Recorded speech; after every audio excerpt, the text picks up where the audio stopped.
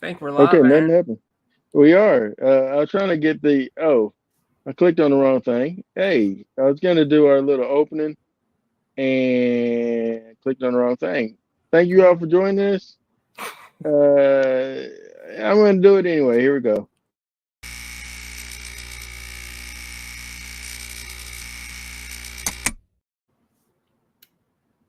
Aaron Whitlow.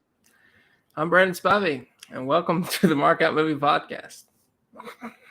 I know in today's episode, we're going to do a movie that is Depressing. awesome movie. It's a very awesome movie, but it does have some depressing elements. It But it ends does. on a great note. Yeah. Yeah. Um, but Oh before man. we talk about that movie, we're gonna do our quick little recap of the movies that we watched during this time. Not just for the podcast, but just for the Christmas viewing. 'Cause I thought it'd be kind of cool just to, because Brandon, is always like, "Hey, I'm watching this, I'm watching that." I'm like, well, I'd be interested to kind of know what he kind of watched uh, during the Christmas. So we're gonna do a quick what we watched, but what we watched and liked and didn't like as far as what we did for Christmas. Uh, I guess we'll start with the negative and then we end on the positive.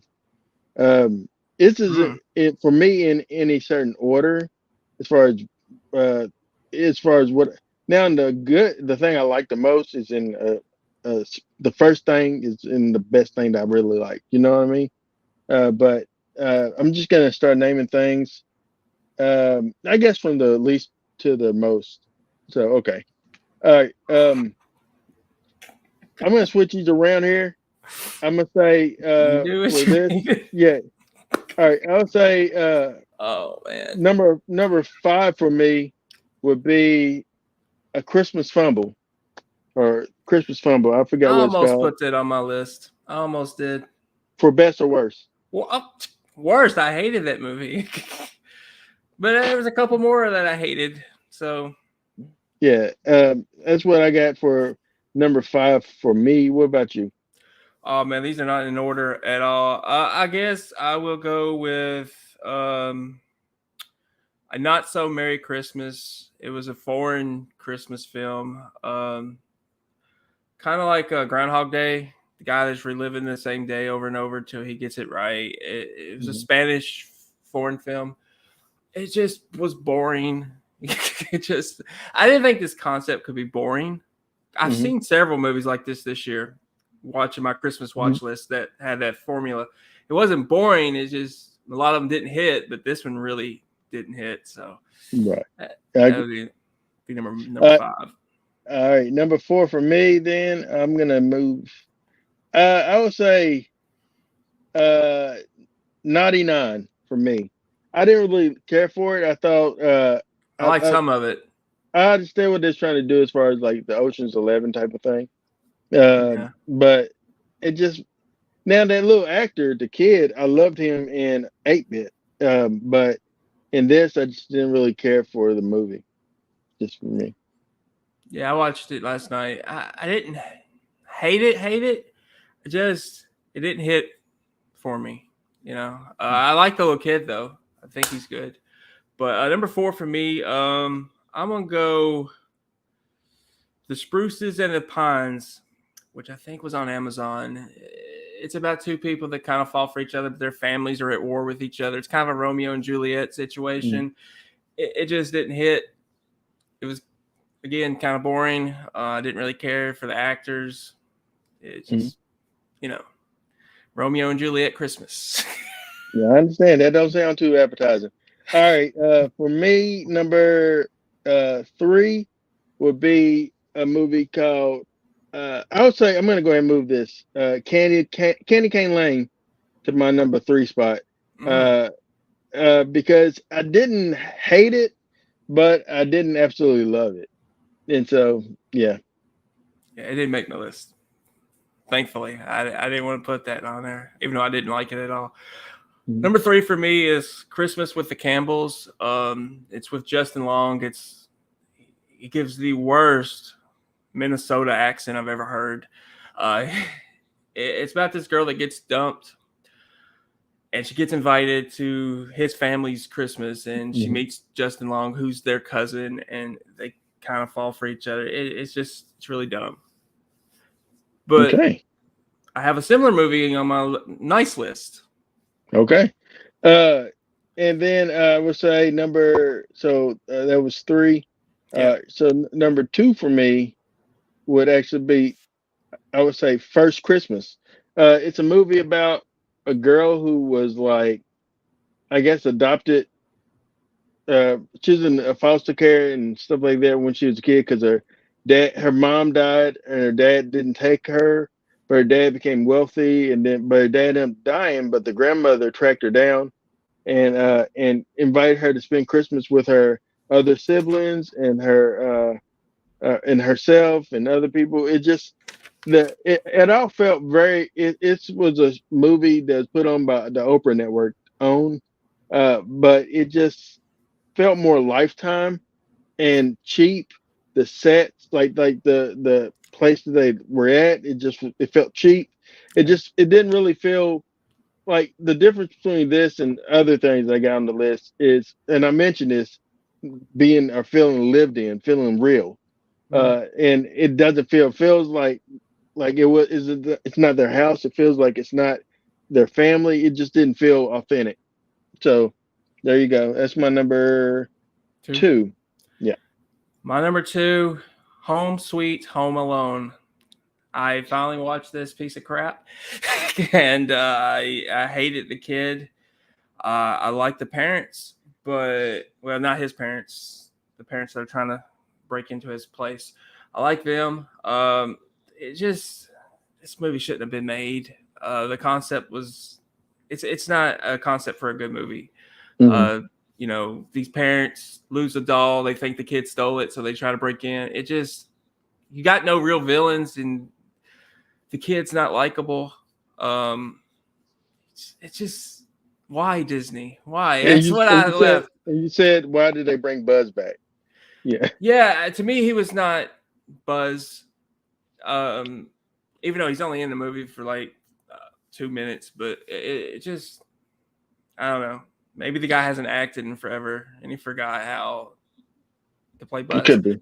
Yeah.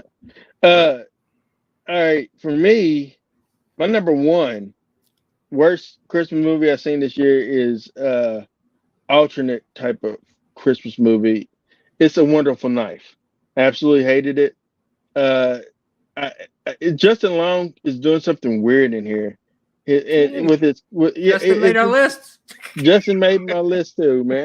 And it's crazy because I like Justin Long. I really enjoy Justin, but I just think that he uh he he does. It feels like it wants to be Scream, but you can't be Scream. It's my best way of putting it. It wants to be Scream, but it doesn't. I felt the same way about uh uh what's that Fear Street, but I felt like Fear Street turned it around where I became a fan towards the end with everything overall.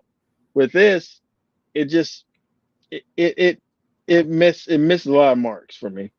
Mm, it's a shame. Poor Justin. For me, my number one uh Christmas movie that I just did not like this year was Christmas on Mistletoe Farm. It was a Netflix movie. I can't even remember the plot. It just had a bunch of farm animals. Uh, I think this woman inherited this farm. It was so bad. The acting was literally the worst I've ever seen. It was cheap, but it just I just wanted to turn it off. And I Mm, kept checking to see the time every 5 minutes. It was that bad. It just wasn't good. It didn't feel Christmassy either. yeah. All right. For the best list, before I get to the best things I've seen, I want to throw out a couple of classics that I liked that I enjoyed. I think Brandon watched them too. Some of them, but I just want to real quick. Isn't really on my list, but I want to say I got to revisit Elf with my grandkid, one of my grandkids, and I absolutely loved revisiting this movie. And just it's John Favreau did an excellent job with this film, uh, and uh, and it's just like one of those classics, man. And it was very fun. And then also one that is now my new favorite is 8-Bit Christmas, and was watching a little bit with my other with one of my other grandkids, and I really enjoyed. Like I like it more than the Christmas Story. It has Oh, surpassed it for me, just for easy. me. I mean, I think that's yeah. It was just so much better. Similar concept, but so much better. Well executed better, right? Yeah. Yeah. So what's your number five? Oh, Oh, yeah. So you didn't actually say yeah, what yeah, it yeah. was. Thank you, brother. Thank you, brother. Number five for me would be I would say Family Switch. Uh, it was a movie that um, it's a body switch movie. We've seen them before, not so much with a Christmas type of concept, I guess, or I haven't. But I just felt like it was um, it didn't really hit the mark that they wanted to hit for me. But I loved it. I loved it, but it made my list. I loved it, but it just didn't really. That's why it's not higher up. I loved Mm, it though. I enjoyed the actors in it. But it just was that. I haven't seen it yet. Planning to watch tomorrow though. Okay, number five for me, a Peacock original. I didn't think I would like this. I thought, oh God, Melissa McCarthy, Christmas movie. This is gonna suck so bad. But you know what? I actually really enjoyed. I thought she was funny, and I don't say that often, but I thought she was funny in the movie. I liked the story. I thought it was a kind, sweet Christmas story, and I Mhm. love the fact that she is weirdly obsessed with Tom Cruise. Like Mhm. the only thing missing for me in this movie is an actual Tom Cruise cameo. That have It's been the only dope. thing. It would have been, but they did at least get permission to use the Mission Impossible movie where he actually broke his leg. But Mhm. I really enjoyed it though. I thought it was a sweet taking the genie concept and putting it as a Christmas movie. I thought it was a kind-hearted, sweet little movie. Yeah, the genie is what he's talking about, by the way. And so that's going to be my number four as well. Genie, Genie. it's on my list. But Genie, what I also liked about it too is they mention Jesus in it, but they don't make fun of Christianity, nor do they make fun of Jesus. She says, "Hey, like he was my friend. I knew him," type of thing, and you know, and Yeah. so I love some people want to be mean and punch down when it comes to like Christianity and Christ. And I'm thankful that that didn't do that.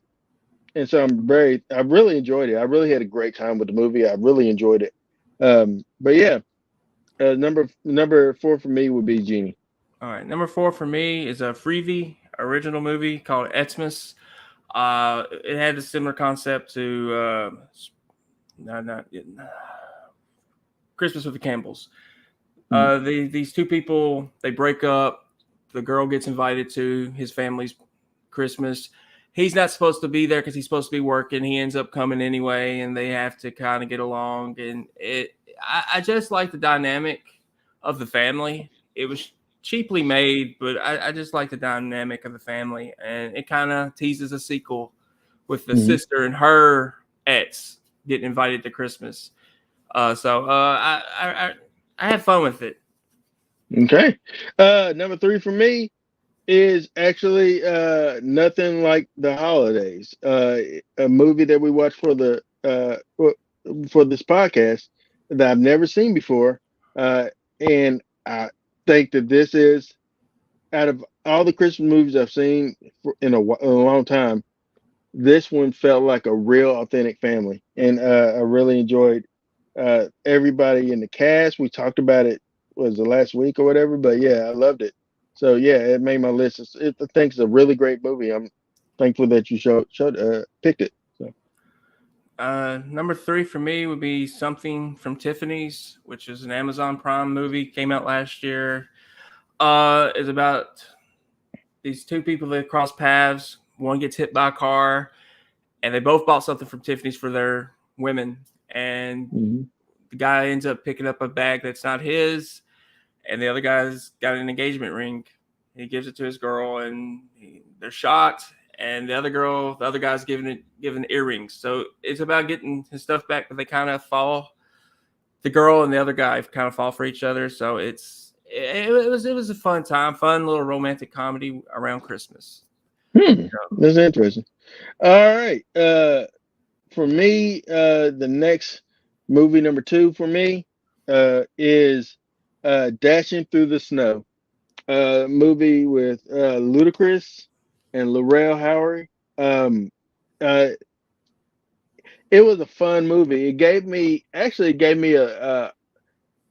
had nothing to do with the same concept, but it gave me Jingle All the Way vibes a bit, in a way of just like that whole city, going through the city, trying to get things done before somebody finds out. It's just very one of those type of things where the father and his daughter is trying to help this man, uh, Santa Claus, that says he claims to be Santa Claus, find what he's looking for, and it's just fun. And Laurel was so convincing as Santa, so convincing, and so I really absolutely enjoyed it. It's a good one. I don't know if you watched it, but I think you should. Not yet. I haven't seen it yet. My number two is Let It Snow, a Netflix original. It was a film I didn't expect much. It's like an ensemble cast. Uh, all these little different stories connect towards the end. You know, it's kind of one of those kind of films. Joan Cusack's in it. If that may get you there, Joan, yeah, Joan or John? Joan, not John. Okay, okay. I was about to say, ah, I mean, you know, I hadn't seen Joan in anything in a long time, so I saw that she was in it. It's like, well, that's interesting. It's got how long ago was this? 2 years ago, I think. Okay. Hmm. It has the girl that plays Dora the Explorer too. But Okay. Yeah, I know what you're talking about. so I liked all the little stories and I like how they connect. Uh, I and it's around Christmas. I mean, I enjoyed it. Okay. The best Christmas movie I've seen this Christmas is a movie called The Holdovers.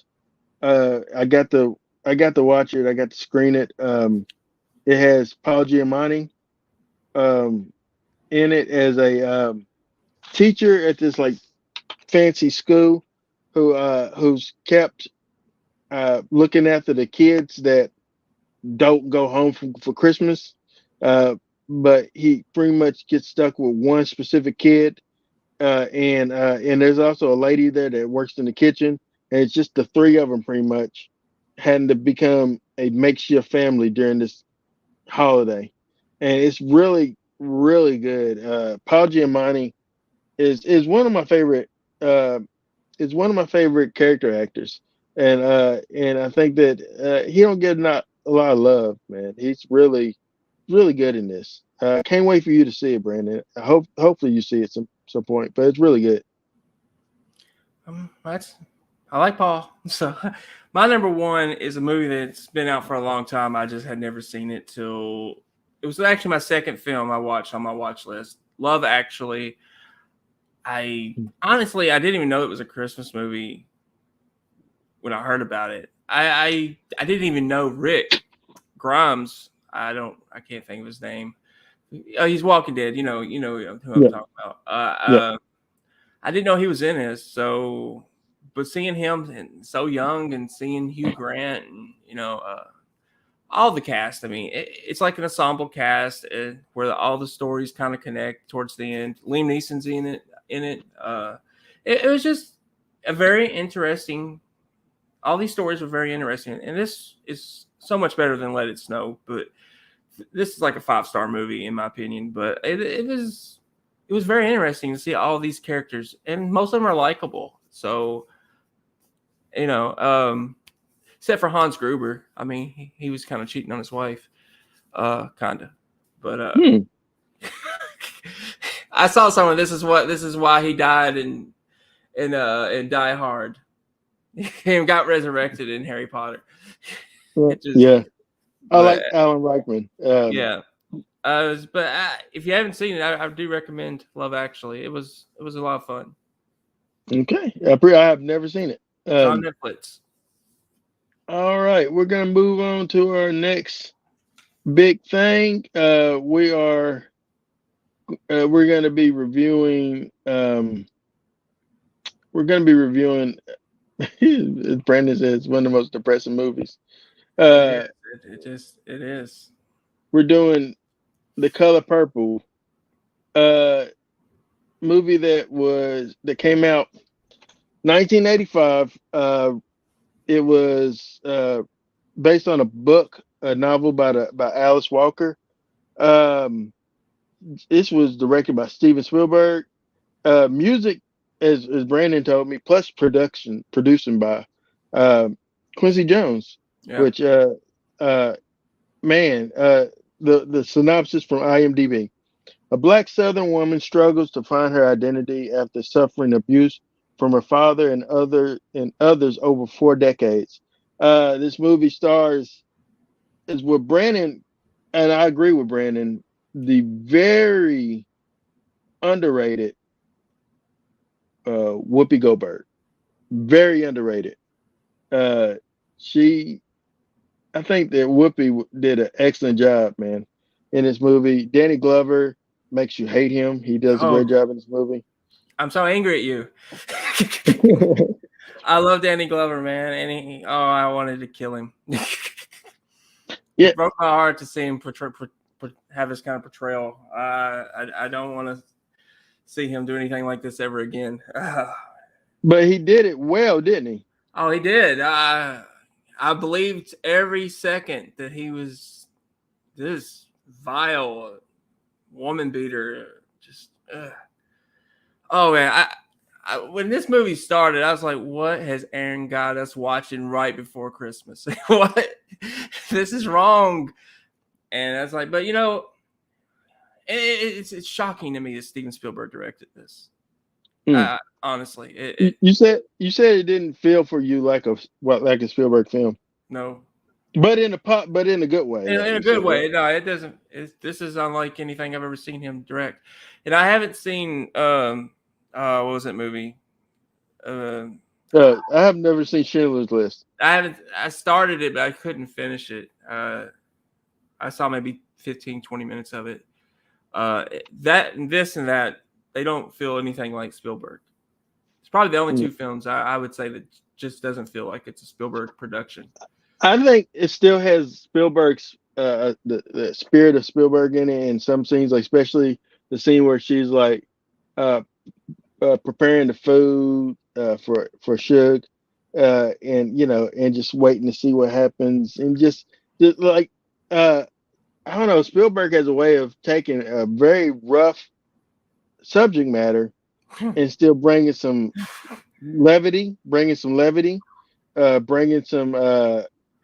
spirit, some soul to it. Whoopi by far, uh, she was a very young actress at this point. Well, comedian wise, Spielberg's. She came in and auditioned, and Spielberg immediately told her, I want you, and if you're not doing the movie, then I'm not doing the movie." That's what Spielberg told Whoopi. Told the producers and stuff. Told them. Um, Whoopi, I think, was able to transform herself to a character, to a lady who was absolutely believable as this person. Yeah. Um, yeah, and oh man, and I also want to shout out Oprah Winfrey's in this movie as Miss Sophia. Um, what you think? Hey, have you ever seen Oprah in anything? Was it your first experience of Oprah acting, or? I want to say I've seen one other film she did, but I'm not. I know she's produced films I've seen.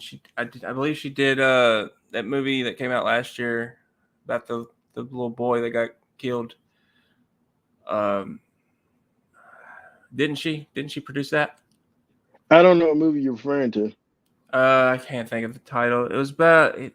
Uh, Carlos Bailey, my buddy Carlos. The real brothers. Amen. Carlos says Whoopi should have won an Oscar.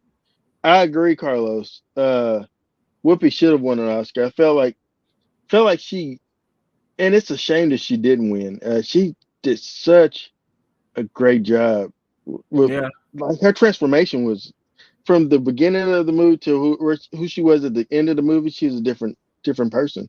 yeah, Um, yeah. I mean, she was just amazing. But I've always had, I have a special place for Whoopi. I mean, I don't care what she's mhm. doing comedy. I spoke to this about this yesterday. I don't. I have never seen anyone that can do a dramatic role like she's done, and then do comedy like she's done. And be as as good as she is. There's only one other actor I've seen able to accomplish that, and that was Robin Williams. Hmm. That that can do both at a high level. I've never seen anybody. I've never seen a woman. I don't care what color they are. I've never seen any woman able to do what she's done. And maybe I'm biased because I do. I love Whoopi Goldberg, but I've honestly never seen it. But she was amazing in this, and I felt so bad for her. And once it Yeah, starts with her character as a kid, as I said, what have you got me watching?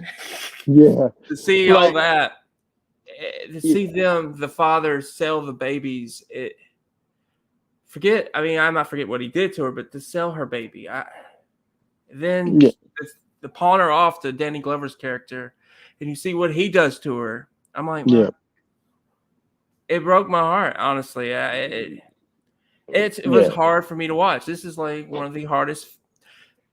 I would, as far as compared to the most depressing thing I've ever seen, I would compare this to Passion of the Christ in a way. In a way, Hmm. Hmm. you know, it's It, hard to it, watch. you said this. You said you asked me if this was based on a true story because it felt so real. Yeah, it did. It felt Uh, real. but yeah, like you said, like, oh, this is, must have happened to someone. But as far as I know, it's not based on a true story. If somebody knows any different, please let me know. But yeah, so the movie starts off with Celie and a young Celie and her sister Nettie, who is her best friend. That's her world, and they having a very uh, uh, abusive father in a way that he should never be abusive, but especially in this way he's abusive, and we have Celie pregnant by her father, from who from what we know at that point, and the moment that she has her daughter Ophelia, I think it's her name, Olivia, he takes her and, like you said, sells her to someone else, Yeah. and Celie rather to be quiet and don't mention it to nobody if you know what's best for you. Um, but then, like you said, and then you see this older man prowling on these girls and Mister. Um, so you said it's hard for you to kind of like because you love Danny Glover, so I do. so it's hard for you to kind of I be can't like, unsee what I've seen here, Aaron. I stayed awake. I knew he did something like this. I heard about it when I was a kid. I was like, okay, I'm never watching that movie. I don't want to see Danny Glover like that. you didn't know you'd be on the podcast with I me. didn't. I did not know. Oh, I hated it too. I hated watching him do what he was doing. I was like, no, Danny, this you'd be breaking my heart, Danny. Yeah. But he So was so good though, playing this kind of character. Uh, it, it mm, man, that guy does not get enough credit either. He doesn't. yeah, he was very much transformed from, like, we know Danny from Lethal Weapon. We know him from uh, what, Predator 2. Yeah, Other things like that. And we see him now as the lovable father or grandfather in certain things now. I hadn't really seen him lately, but in anything. he But played that, Santa in the Naughty Ones. oh, was he? Yeah, Oh, the okay, that's cool. I glorified didn't. cameo that he made. Oh, did he say I'm too old for this? Did he say his line? I don't think so. He Okay. usually does say it in every movie though. It's kind Yeah, of like that's his who. "I'll be back." Yeah, yeah. But Danny in this film was believable. His name is Albert, Yeah, but everybody just call him Mister. Well, at least Whoopi's character Celie calls him Mister because he that's just who he is. But I came to realize this from watching this movie, that the reason why Danny Glover or Mister is the way that he is because he suffered the same type of cruelty from his father, yeah, and so he thinks that's the way that you treat women or treat your children in order to the rule with a stern hand, and that's a generational type of mindset that a lot of abusers have. But yeah, I thought that was unique. A little bit. I had a little bit more sympathy for him in some sense, especially that scene with him and his father, and how he kind of shuddered under this frail man who was his dad, right? Mm-hmm. And I was like, man, just so just that goes for Danny Glover. Danny Glover plays such a daunting, towering storm of a character in this movie. But then when he met his father, and when he was talking to his father, he like took the knee essentially to his father. Also, Uh, I felt that he kind of backed down with Oprah Winfrey's character. Like if mm, a woman would stand up to him, he would back off. I felt mm. that. I felt that, and his son definitely did. Yeah, But I agree with you. I never noticed that. Yeah, yeah, good point out. yeah, and you know, we haven't got there to Oprah's character yet. But I thought she really did a good job in this too. But maybe the first time I ever seen her act, I'm not sure. I want to say that I saw her in something, but maybe not. She was really good in this, and they broke her though. And I was thinking when we got to that Oh, scene when yeah, she hit the guy, hit the white man. yeah. I know he was important. I just don't know what he was. He was the mayor. Mayor. I was thinking mayor, but and I was like, well, that's not really fair. But I know the time. I know the time and the age we were living. They were in. You weren't allowed. You can't just go off hitting a white man if you were black. I mean, you just couldn't do that. Hmm. She did it, and I was like, and they put her in jail for 8 years. I thought Hmm. that's crazy. But then Yeah, my brain starts to think, okay, well, the time frame, and how they were treated. And I was like, but my mind today is like, that's just crazy. But yeah, they mentally broke her in yeah. jail. That's what they did. They mentally broke her down to because she was at this point before Celie meets Suge Avery, the strongest woman that she knew would probably have been Miss Sophia, Yeah, Oprah. And I want to say this too.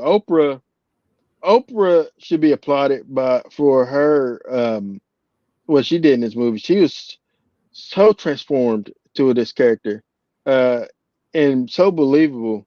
As like this woman, man, I absolutely like the way that she was like. She kind of knew what she wanted, and she's like, she didn't take stuff from nobody. yeah, But that ended up unfortunately got her in trouble because she thought that would carry over to like the white world, but yeah, she didn't see that, and it didn't. And that's the hardest part in this movie for me to watch is that scene. Is actually that scene there with Oprah getting hit in the face with the gun, and yeah, it's just the hardest part for me to see. It really is. It's traumatic. It's very traumatic. A lot of stuff is traumatic in this movie, no doubt. yeah.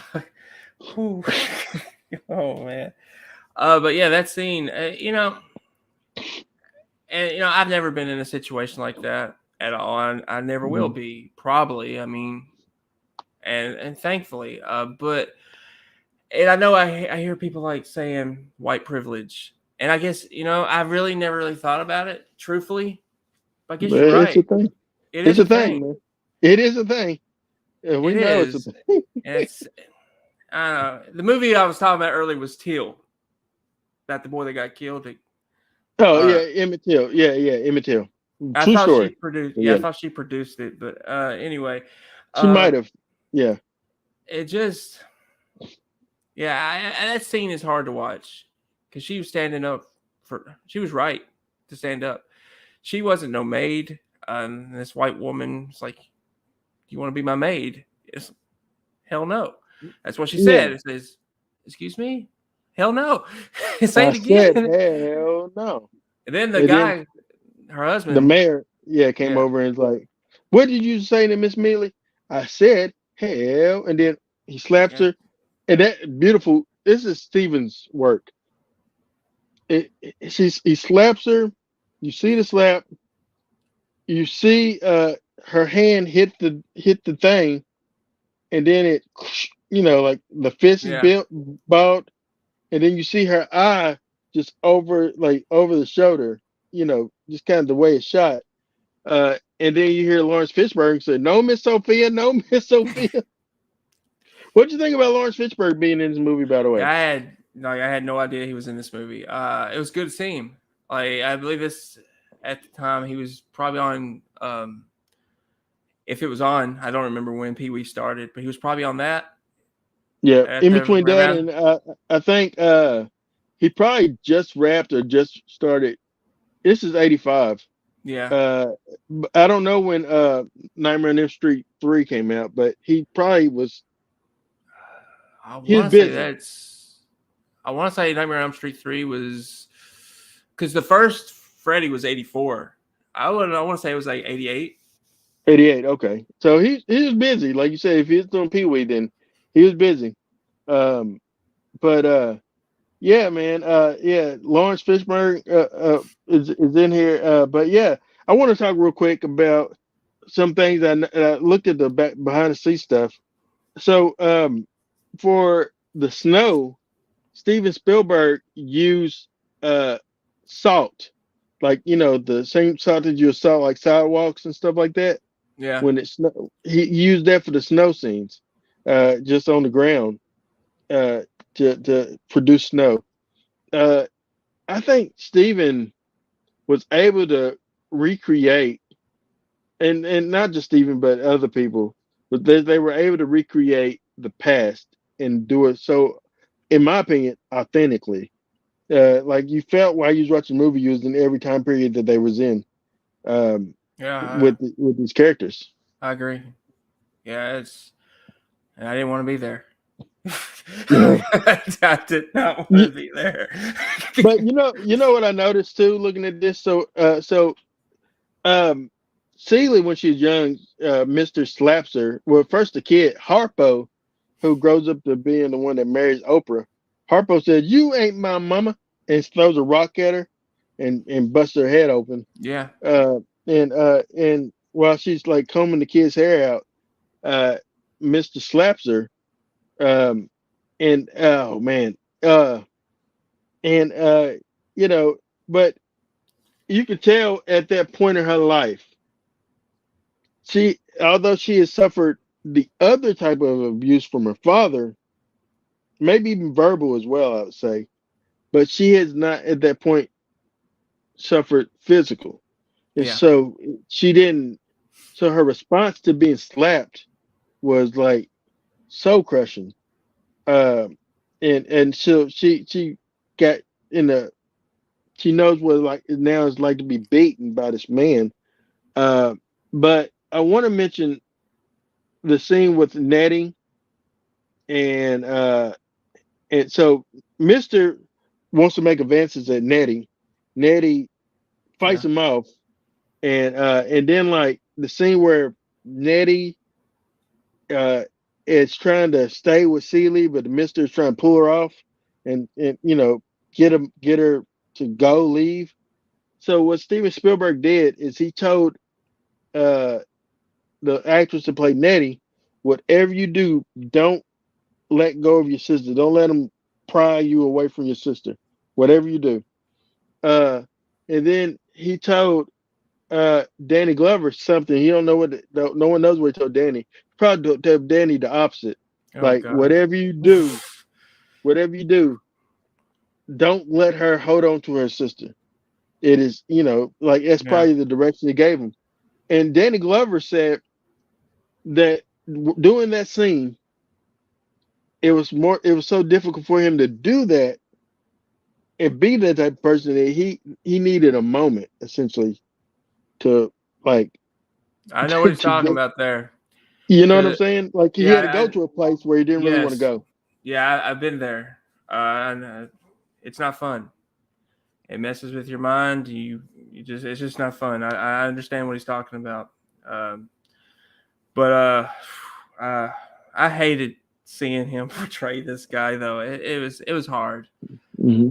I mean, it really was. You know, you see other actors portray rapists, serial killers. You know, they make it fun, and they do. Robert De Niro made his portrayal as Matt's Katie and Cape Fear fun. Mm. Um, Anthony Hopkins and Hannibal, they make it fun. Mm. There's nothing fun about this movie. Not Yeah. one little bit. Well, I will take that back. There is one aspect that's fun that both Danny Glover and Whoopi Goldberg kind of fall for the same woman. Yeah. This is the one woman that he actually loves. Yeah. And that's Suge Avery. Yeah. Yeah, Who is Margaret Avery, played by Margaret Avery. You might know her. She's been an actress for years. But have you ever seen? She's in that show, The Neighborhood, which I've never seen that. But I noticed she was in. Feel like she was in like one of those movies, like The Cookout the or Johnson's Family or something. She's in something. I can't think of what it is. Um, but yeah, I like her. But yeah, yeah, you're right. They do have a kind of they have a thing for the same lady. But yeah, before we get to her, um, because this is gonna piggyback into that. So you will see whenever Suge Avery is coming into town or anything with Suge, Danny becomes so giddy and so like a child, yeah, you know.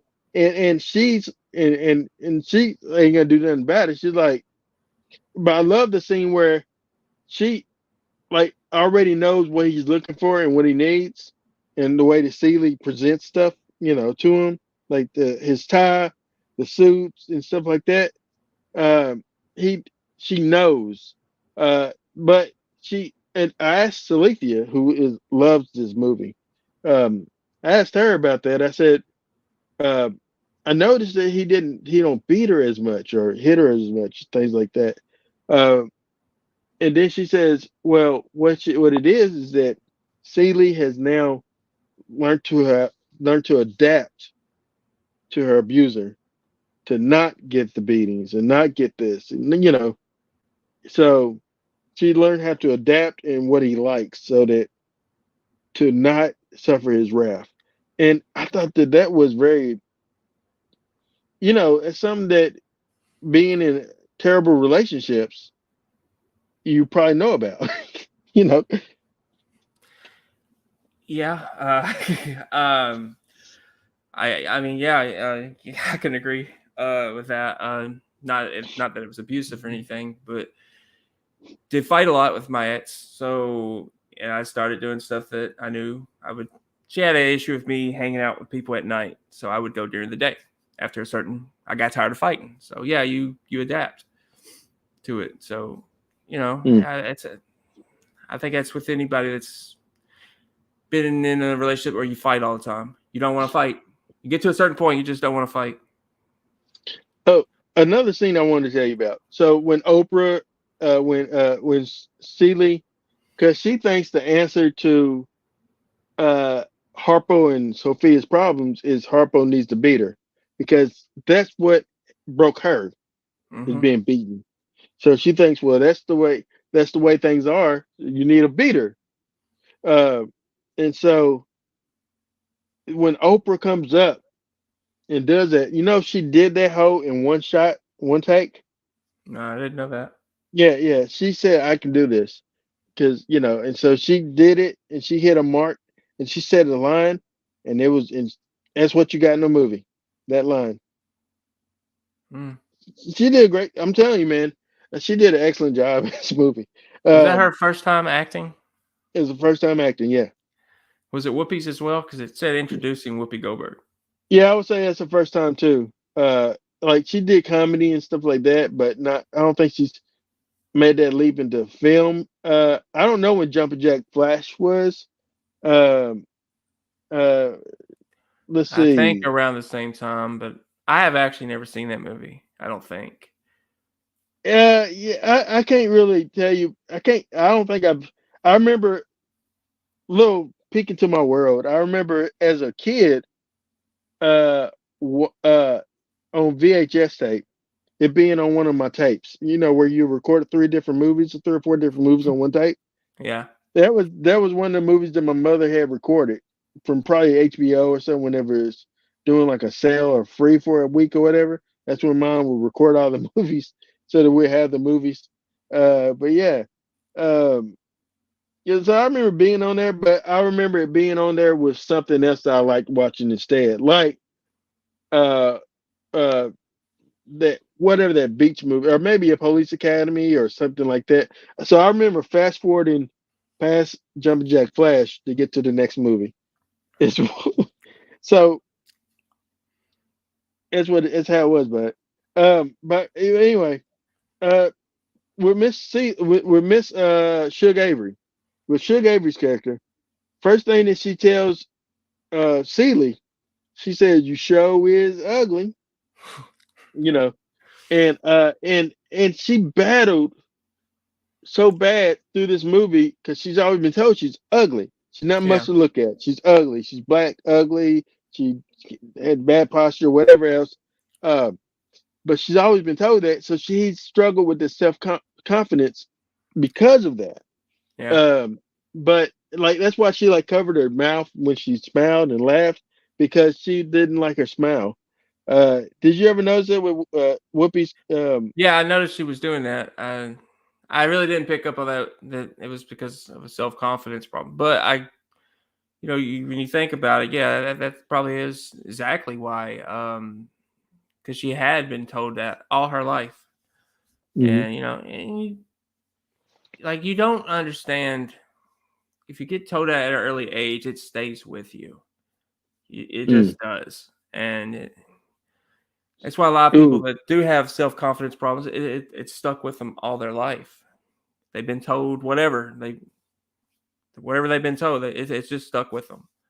So mm, yeah,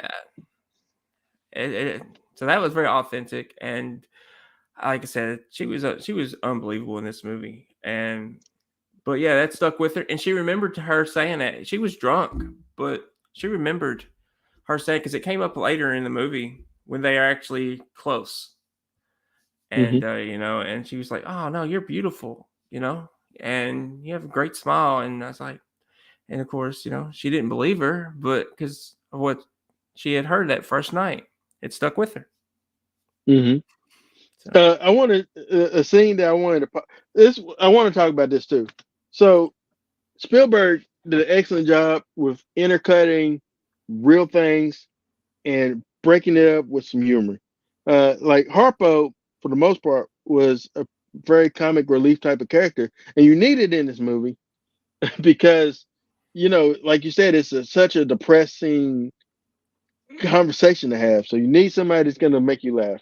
And so the scene where Harpo, after Harpo says you told, Sophia said you told Harpo to beat me, and then it cuts immediately to like this. Harpo saying, "Now, Daddy, it was that mule. That mule kicked me right in the face." You yeah, know, and then he's like talking about it and stuff, and he said, "Don't look like a mule print." And then Dan Glover says, "It looks like a fish print to yeah, me." I thought that was I thought that was so funny, man. That was what I mean by Spielberg had a way of interjecting, even in a terrible situation, interjecting levity. Uh, something that was kind of to brighten it up. Like when Mister was trying to cook uh, breakfast, and he hmm was cutting himself and everything and making a mess, uh, and when he goes to get the kerosene, it's a quick shot of the rocking chair that Celie was sitting in. She's sitting in that chair like that, watching him. But then when he gets the kerosene, and then and pours it in there and lights it, it's a cut to the same chair, but it's empty and rocking, and you can just see a woof, you know. And my wife pointed out to me that Celie, not Celie, but Mister's clothes was singed while he's carrying the burnt food up the steps. His hurt shirt was like kind of still smoking, from the fire. Yeah. Um, it was, oh man, I just think that was a wonderful uh way of like breaking the tension.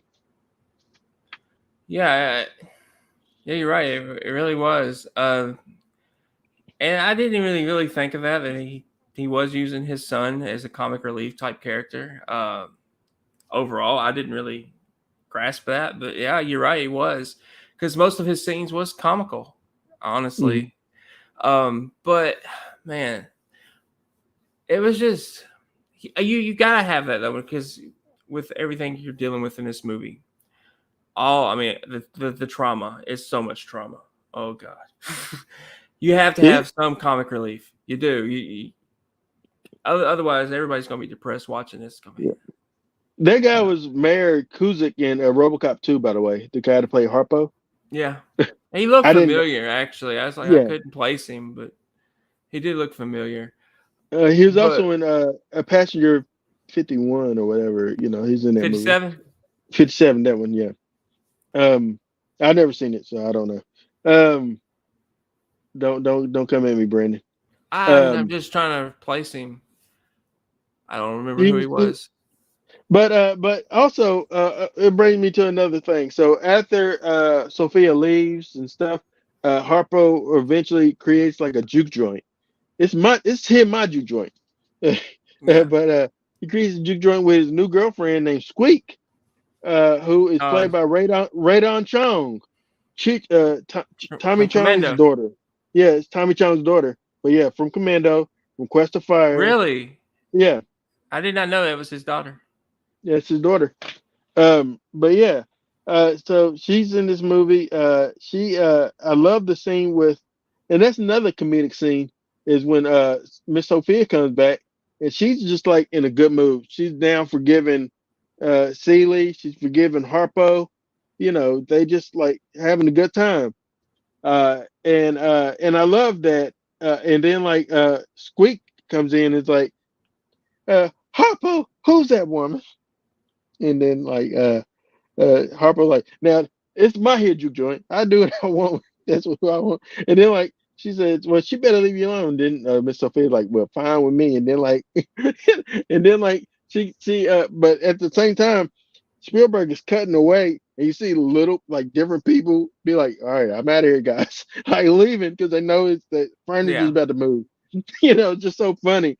And then like the moment that she slaps her, and then the guy said, whoop, time to go. Did you catch that? I did. I mean, she really hit her too. Hit her hard. Knocked her plumb down the uh base. I'm gonna call it a basement. It reminded me of Evil Dead actually. The setup, and she just knocked her completely down there, Yeah. right in the water. And I was like, man, Oprah can hit. That's what I felt. I felt like don't mess with Oprah Winfrey Don't after mess with watching Oprah it. Winfrey. Yeah, That's the takeaway. that is But my yeah. takeaway.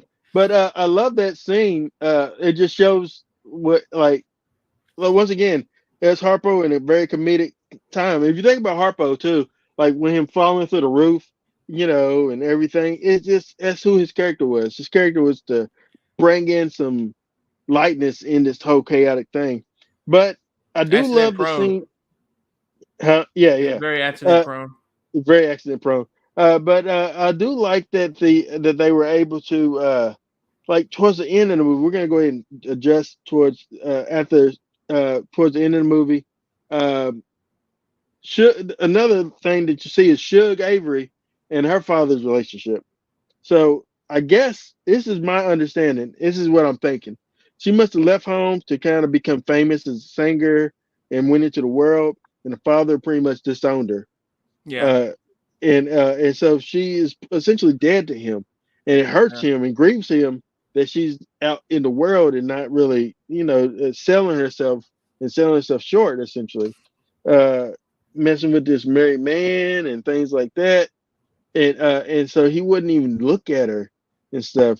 But I love one of my favorite scenes in this movie is when the maybe God's trying to tell you something scene where where she this is towards the end of the movie, but yeah, where she stops singing the song that she's singing, the worldly song that she's singing, essentially, and starts hearing the song, like saying, literally hearing that God is trying to tell us something. It's time to come home. It's time to come back to church. It's time to, And so Yeah. she had to stop. It's very prodigal son like. So she had to stop what she's doing, and go back. And she brought the club with her. So what was your thoughts on that scene? It was well. It was very much coming home, as you put it. Coming a full circle moment for her. She Mhm. ran. You gotta say what it is. She ran from God, and she joined the world. She had all kinds of fun, but something still was missing in her life. She didn't know Mm. what it was. She searched out so much for it, and but when she finally came home, she realized what it really was. It was God, you know. And I like what she said when she was hugging her dad. Even sinners have souls, and I really Mm. like that line. But I thought it was a great moment, very Hmm. touching moment in the movie. Yeah, I was actually grinning from ear to ear at that scene, man. Just it's so pleasing that that's how she wanted. Actually, all this year is to feel her father's embrace. And Yeah, when he put his arms around her, the way that she kind of like had took her soul almost, you know what I'm saying? yeah. Uh just like was so, so good, man. And I love that you see, out of all the bad negative fathers in this movie, you see the father that isn't that. You know what I'm saying? Yeah, Yeah, it hurt him that she's in the world, and so he couldn't really do anything with her, like have that relationship, because he can't condone what she's doing. But and it breaks his heart. He hurts and he mourns her being gone, like she's dead, but she is alive. I love that. I love that resurrection scene for her. But yeah, and then also I love at the same time, because we gotta get here first. Everything you done to me has already been done to you. Scene. hmm What was your thoughts on that table scene with Celie finally putting her foot down and saying enough is enough with Mister? Well, I actually gotta go back before that when she's getting ready to shave him. Mm. So explain what happened right before that. So she found the letters. Yeah, she found the letters. Uh, what was her name? Sugar. Suge Avery, yeah, Suge. Okay, Sugar Avery. Checked the mail because Albert usually checks it, and she sees that she's got a letter. Celie's Mhm. got a letter from her sister, and they find out where he's been hiding them. She's reading them, and she's finally had enough, and she's getting ready to shave him, and Well, she's right really, before that, right before that though, right before that. So what it is she's well, Steven does a beautiful thing on the screen where it cuts between her reading the letters and what is going on in her world compared to what's going on in Africa. So yeah, that like the cut scenes between the two, between the like it's the match cuts is very beautiful. But there's one part where it's the something's happening and she's reading the letter, just saw golf, and I guess Mister must have been calling her and she hasn't been responding. yeah, So he comes up and slaps her the last time he's gonna ever slap her. That's what it was. Like he slapped her back into reality. yeah. He And she's did. He trying to did. she escaped through the letters, Yeah, but that's not enough. Wow, that's no, powerful. yeah. And So she go was ahead. sharp. She was sharpening it, getting ready to shave him. Well, she's not getting ready to shave him. She's getting ready to kill him. And I was like, please do it. Just kill him. just kill him. Get it over with. I'm tired of seeing him doing this. I just kill him. I have never wanted to see anything happen to somebody so much. Just I wanted Danny Glover to die. Wow. That's where I was at in this movie. But yeah, she's. I was expecting it to happen too. I was, and we get a close up of Danny looking up, and she's being held by Suge. Suge, yeah, and and that was a big time moment, man. It really was. It's like he's like, "What's going on?" You know, it's like, "What is she? She's gonna kill me," you know. Yeah, It just, I think he realizes. I think he realized that I done stepped in it, you know, yeah, and but he isn't ready to say like he like, you know, but he I think he realizes that yeah, I better not hit her no more. I better not hit her no more because like she was gonna cut him, oh she was yeah, gonna kill him, she she's gonna was, kill him, you and know. But you it know, just like you can juxtapose that to the earlier scene when she's shaving her, as where she's so scared to cut him, so yeah, nervous, didn't want to cut him, didn't want to mess up at all, you know, because he said if you cut me, I'll kill you, you know. And so she was so nervous. But then with this scene, there's no nerve in her hand whatsoever. She's like, I'm gonna cut this man. I'm gonna slice him. She was getting right ready, go in there and just let him go. And you was yeah. like, do it, I do it, was, do it. but I'm glad she didn't do it with the ending that we did end up getting. Yeah. But in that moment, yeah, I was like, if anybody had deserved this, it is Danny Glover's character Albert. He Hmm. deserves it. Um, but you know, it doesn't happen, and you know, we get to the kitchen table, and she's just had enough, and she's leaving. And then you see Miss Sophia as well. She's there, and she is now uh mute essentially. She's not really talking, not really doing anything. She's kind of in the shell. Like you said, she's been broken. And so uh and you know that whole scene there, Spielberg said to Oprah, "How do you really feel?" And everything that Oprah said was ad lib. Oprah's whole scene. Oprah, give y'all need to give Oprah her props. She did her thing. But Um, but yeah. But anyway, so man, Celie said, "I never asked you for nothing, not even your sorry hand in marriage." And just like really, like she stood up and she was a strong woman. She wasn't weak, little Celie. She Yeah, wasn't this broken Celie. She was this woman that was just been tired of this man.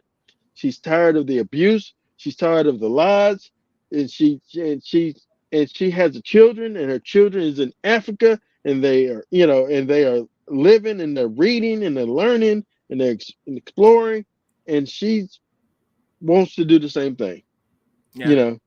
And he and oh that whole scene with like the father keep saying, "How you gonna let this woman talk to you at your table, boy? You at the head of your own table," you know.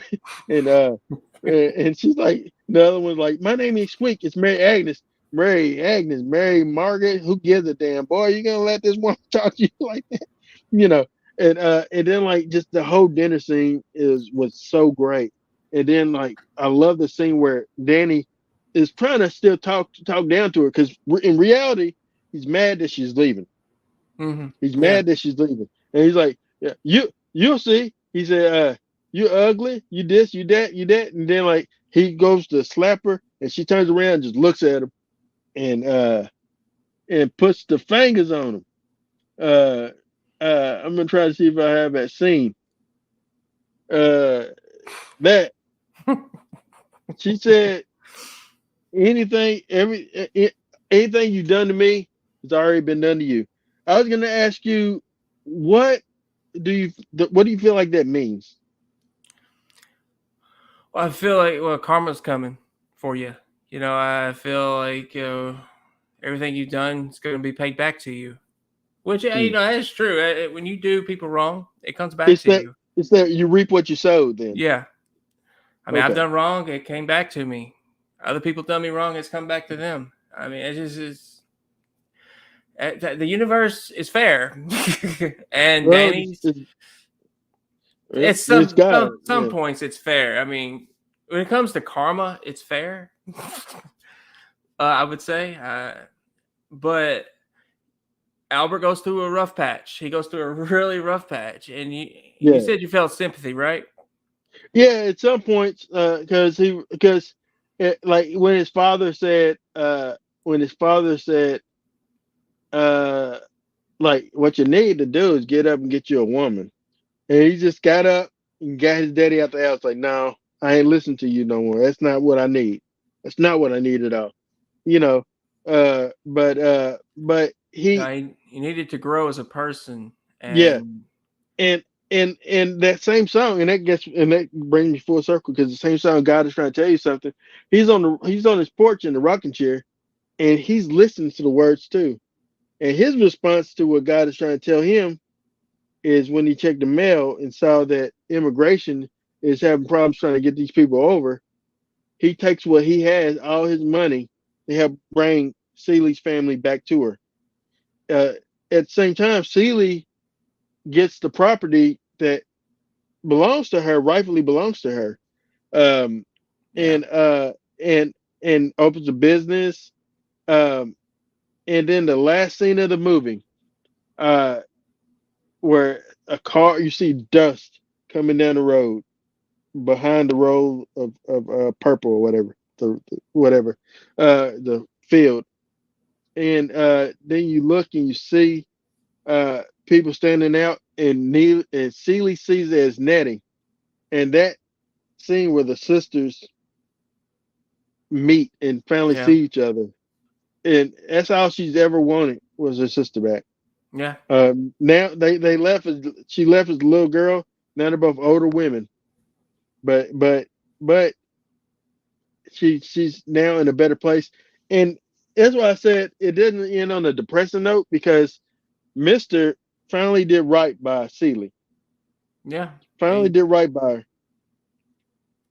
yeah, I can't disagree. I was, in some ways, I'm surprised he did because just how he treated her for so many years, and but I will say he lost her and he grew as a person, and that's a good thing to know Hmm. you not only can do better, but you want to do better, and Hmm.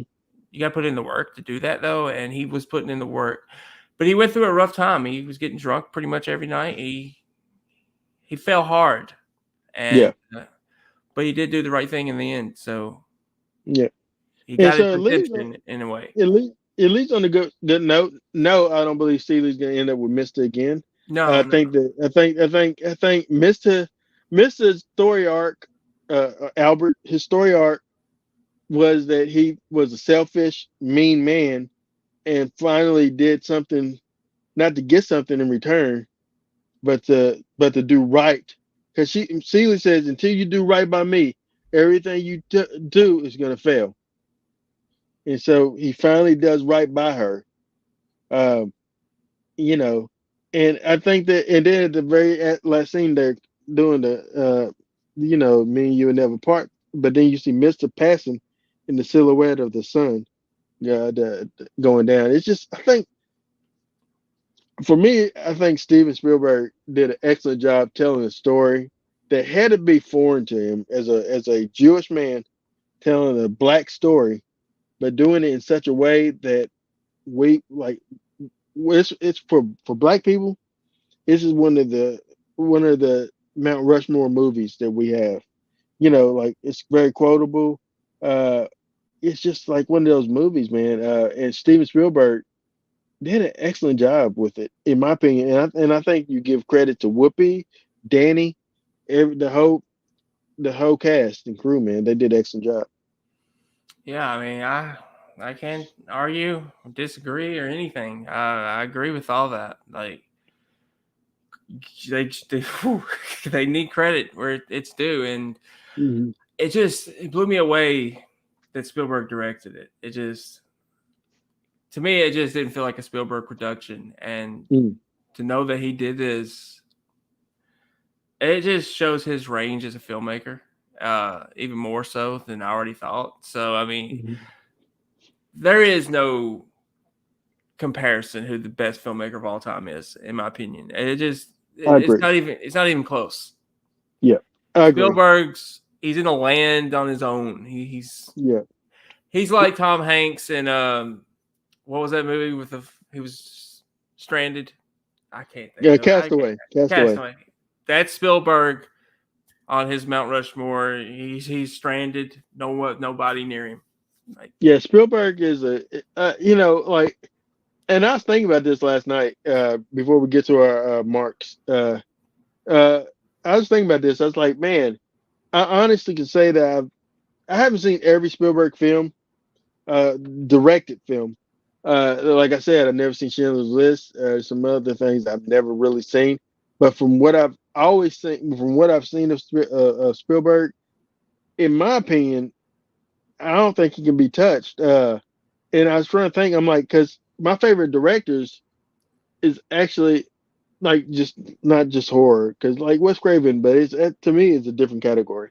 But just like the directors, it would be Spielberg, John Singleton, Spike Lee, and actually Jordan Peele. I absolutely love Jordan. I think that I can't wait to see what all he does going forward, not just in horror, but I hope that he branches into other things. But he's not. But Spielberg, like you said, he is literally where you have Spielberg and like the other people that people put with him, the Scorsese's and stuff. He is above those guys. Like he's literally yeah, yeah. where we say Tom Hanks and Denzel is in the area above other people. Mm-hmm. Spielberg doesn't have a equal in his area. He doesn't.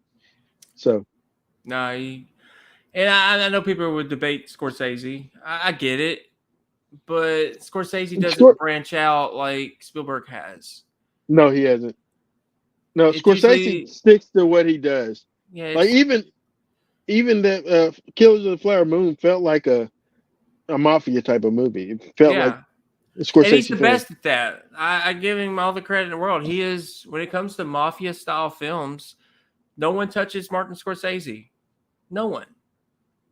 I don't care who you are. And I have seen The Godfather, but I think Martin has succeeded. The Godfather. Overall, I think but um, yeah, I think he's on a level of his own in that area. But as an overall filmmaker, I just think it's Spielberg. He is the Yeah, land of giants. he is a producer on this new Color Purple. By the way, I didn't know that. Did PGA. I don't know what that means, but yeah. Um, but nevertheless, I'm gonna go. I'm ready to give my marks. all right? I'll Um, let you go ahead. this is a 5 mark. It's a 5 mark out of 5 movie for me. As far as like, I don't see anything wrong with it. Oh, It's not a, it's not a like technically it's not. It doesn't have any flaws. The movie is executed well. The acting's well, great. It's a horrible type of situation to tell, mm-hmm. but nevertheless, I can't see anything technically wrong with it. I think Whoopi Goldberg was a standout as Yeah, Celie. It's a crime that she didn't win the Academy Award that year. It went to like Out of Africa or whatever like that. Whatever movie. A movie I've never seen in my life. But but the Academy Award uh just you know what they do. But anyway, five markouts. 5 markouts. I had a horrible time watching this movie in a good way. It just uh, I don't particularly like watching trauma on screen. Mhm. Um, but I thought Spielberg did an amazing job. I thought Whoopi was excellent. I thought Danny was excellent. Oprah was really good. I can't, as you said, give me a flaw for this movie. You know, creatively, give me a flaw. I can't. I can't give you a flaw. I could just tell you I didn't enjoy watching the material, but I enjoyed the performances. I enjoyed the cinematography that they had. It's a weird movie to review in that Mhm. aspect, but I'm gonna give it 5 stars. Um, I think it deserves it, and I'm surprised that they didn't win an Academy Award for something because It could have been nominated. You said it was nominated 11 times. 11 nominations. It's And Spielberg didn't win for the best director either. But yeah. it was the 80s, and they wasn't ready. And they still struggle with showing representation or respect to like black films and things like that. But hey, it concludes Color Purple. Brandon survived Color Purple. Probably never see it ever again in his life. I will never watch this again. But it's just because of the material it is. It's not because I thought it was a bad movie. It just I get that. I stay away. I stay away. There's movies that is, I think, excellent movies, like excellent quality movies, but I never watched them again. Like I'll never watch Killer of the Flower Moons ever again. It's a great movie, but it was so depressing to watch, and and Oppenheimer, it technically yes, but I'll never watch it again. It's not for me. But anyway. Yeah, I agree. I won't watch Oppenheimer again, but I thought it was an excellent movie. All right, next week is our list show, best and worst, 2023. It's gonna be fun. Always is. It's always a surprise. Yep. Brandon, what do you want people to do? Well, if you, I hate to even say this, if you enjoyed this episode, click that like button, click that subscribe button, comment and share, and come back next week as we give our opinions of the best and worst films of 2023. Yeah. Well, Aaron Whitlow. Thank you for marking out with us with the Mark Out Movie Podcast. Let me know on Facebook what you thought about Color Purple, and are you looking forward to the new Color Purple movie? It's coming out on Christmas. Let me know. Thank you. What's your favorite Spielberg film? Thank you. Have a good one. Jaws, of course. Merry Christmas. No. Merry Christmas. Not for me. Not for me. My favorite Spielberg movie is. You almost killed me. I don't know. I can't. Fablemans was excellent, but I don't know. To Jurassic Park? Yeah, probably Jurassic Park. That's my favorite Spielberg movie. I forget that's him. Yeah. How you gonna forget that Spielberg? Because it's such a good movie, I don't even think about it. It's just so good. Hook is his too. Yeah, Hook's his. Minority Report, which I don't recall that. I hadn't seen it in so long. 10-10. Yeah. Ready Player One, which I dug. Saving Private Ryan is his. Catch Me If You Can. Spielberg, what? I'm like you said 1941 you didn't like, but okay. Yeah, I didn't like that one.